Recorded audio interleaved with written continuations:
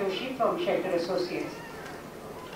I would like to introduce my colleague Pradeep Vaze, who is from Bandhani, which is the community group which works with Shelter Associates full time. हम किसी भी area में काम करने से पहले हर एक घर के ऊपर नंबर डालना बहुत ही जरूरी है। आप किसी भी एरिया में काम कर रहे तो जो प्रिंटेबल करते हैं उनको वो नंबर दिखने चाहिए। कैसा ऐसा कभी कभी होता है कि एक महीने के बाद प्रिंटेबल वाला आते हैं और मैपिंग करने के लगते हैं, तो कुछ को घरों के ऊपर नंबर नहीं दिखाई देते, तो प्रॉब्लम आ जाता है। तो numbering, mapping and master list जो नंबर डालता है तो उसके पीछे दूसरा आदमी रहता है, वो फैमिली हेड का नाम लेता है, नेक्स्ट घर में जाता है फैमिली हेड का नाम लेता है। Numbering, master list and mapping एक ही साथ होना जरूरी, बहुत जरूरी है, क्योंकि हर जो भी खामियां रहती है तो फिर हमें समझ में आती है बाद में। उसके बाद सर्वे का काम किया जाता है। सर्वे का ऑब्वियसली जिस स्लम में हम काम करते हैं उस जो सीखे हुए लड़के लोग होते हैं उनको साथ में लेके सर्वे किया जाता है। उनके ऊपर मॉनिटरिंग हम लोग करते हैं। हर नए स्लम में जाएंगे तो एक नया लीडर निर्माण हो जाता है।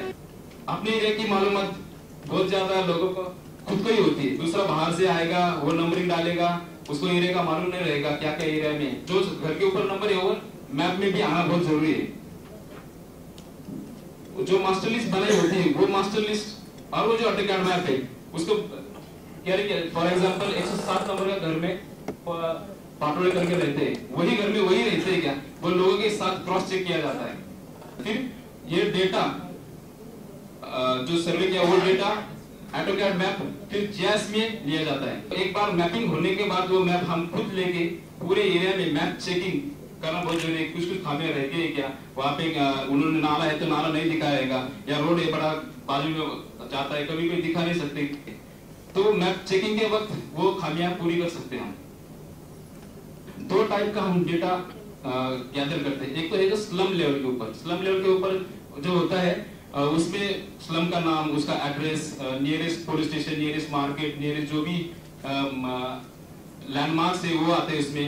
डीपी रिजर्वेशन क्या है वो उसमें, मेन रोड कहाँ से आता है, स्कूल कौन से बाजू में, रिजर्वेशन में क्या क्या है, लैंड किसकी है, वो गवर्नमेंट की लैंड है, प्राइवेट लैंड है या और कुछ, वो स्लम लेवल में लिया जाता है। और दूसरा जो है हाउस होल्ड लेवल में डेटा गैदरिंग किया जाता है। उस हाउस होल्ड लेवल में जैसे जरूरत होगी वैसा वो सर्वे किया जाता है। यानी आप कौन से क्षेत्र में सर्वे करने जा रहे हैं, फॉर एग्जांपल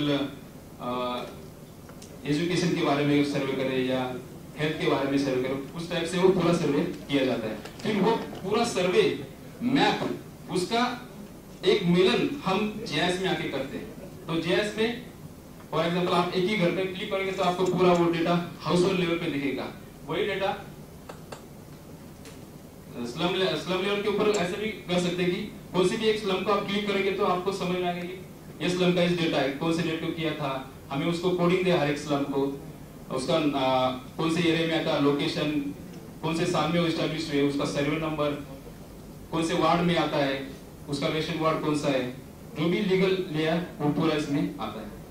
सबसे बड़ी अहम चीज तो हम क्वेरीज कर सकते हैं, जो भी हमें उस डिपेंड ऑन डेटा गैदरिंग, उसके ऊपर से हम क्वेरी कर सकते हैं। फॉर एग्जांपल ये क्वेरी यहाँ पे दिखाई दी है कि किसके घर में नल कलेक्शन है, किसके घर में नहीं है, तो इस कलर में दिखाई पब्लिक स्टैंडर्ड्स कितने हैं, कितने लोग यूज करते हैं वाटर पब्लिक के ऊपर, और इंडिविजुअल कितने हैं। और वो जो अभी बहुत सारा सुबह से मैं भी सुनते आ रहा हूँ कि पुराने मैप 1995 लोग कितने, अब ये सांगली का मैप है, अभी रिसेंटली यूज कर रहे हैं हम वो 2000 का मैप है।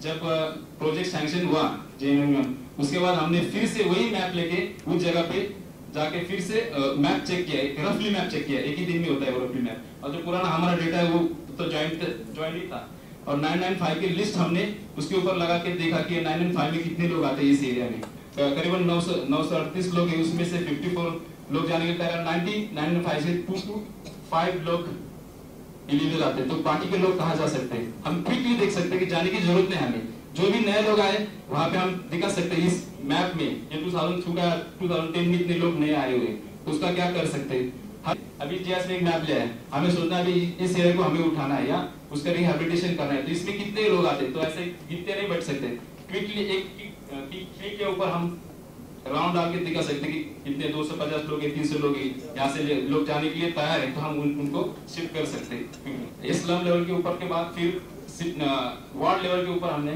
वो स्लम्स ले सकते हैं और उसके ऊपर से एनालाइज कर सकते हैं कि कौन से कितने अभी स्लाइड में हमने देखा है कि कच्चे कितने हाउसेस है। अभी एक वार्ड का एक मैप है ये, और पूरा सुपर इम्पोज किया है गूगल अर्थ के ऊपर ये स्लम्स, और उसमें से देखा गया है कि इतने घर है, पक्के इतने और कच्चे इतने, तो क्विकली देख सकते हैं वार्ड लेवल पे। यही हम ऊपर सिटी लेवल के बीच जा सकते हैं, लेकिन वो हमने किया है वो सांगली में किया। What Pradeep has built up really literally from the individual household level to the city level, how information can be very systematically gathered. The process is not subcontracted out to different people. It's not like somebody is doing the survey, somebody is doing the mapping, somebody is doing the GIS integration, somebody is doing the output. It's all being done by one team. And that's why those mistakes that can happen if it's all subcontracted out, this is extremely important that it should be monitored right throughout by community. We have all the slums marked on the Google Earth with information on each and every slum which is attached on the Google Earth, mind you, so that even the slum officers can immediately see the data, because a lot of times we find GIS data is not very accessible. They cannot use GIS data practically at slum, in the municipal bodies, especially when you come to smaller cities. How do you use this data eventually? I think these two communities in a way have created history. The slum on the left is moving to the slum on the right.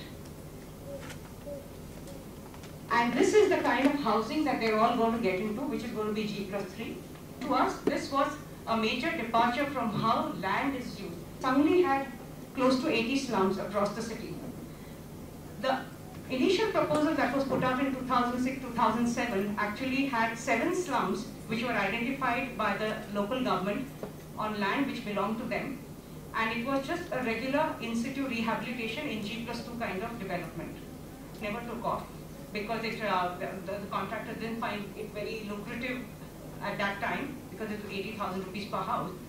And because we had a citywide data available with us, we realized that out of 80 slums, 35 slums needed to relocate in the city of Sangli because they were on reserve land or they were on the edges of roads which were to be widened.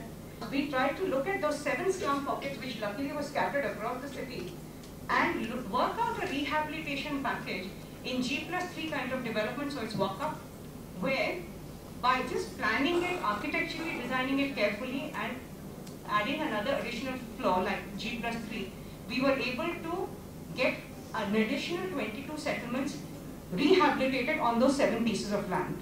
And this particular slum that I showed you, Indranagar Sangli, is going to be the receiving pocket, which is the largest slum incidentally in Sangli, is going to be the receiving pocket for another 9 slums which are in the vicinity. Even in Bangalore, there is so much resistance to this densification through multi-story housing.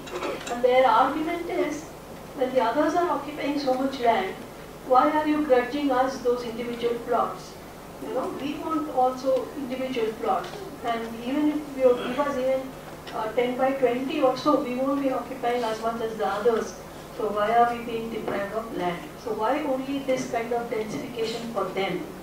But when you take a realistic approach, when you have all the data with you, that is where you need to start thinking that how would you like to create this extra house? If you have 40,000 people, 40,000 families in Pune who are living on non-buildable zone, then where are we going to find the land for it? To add to whatever they say in Bangalore, that the Land Acquisition Act allows you to get land, acquire land through principle of eminent domain or whatever, even for rehabilitating urban poor. So why is that act never used to acquire land to rehabilitate them, whereas you acquire land, left, right and center for global investors or to create ITC corridors and SEZs? Why is the same principle not used for them? And you're absolutely right, because the things that we've been able to show the PMC on several occasions is that even land which was reserved for the economically weaker section across the city in the development plan map has been really reserved and given to other people. So this is exactly the kind of checks and balances you can keep when there is data available across the city, and you can ensure in future that areas which are land, open land which is earmarked for the EWS gets used for EWS.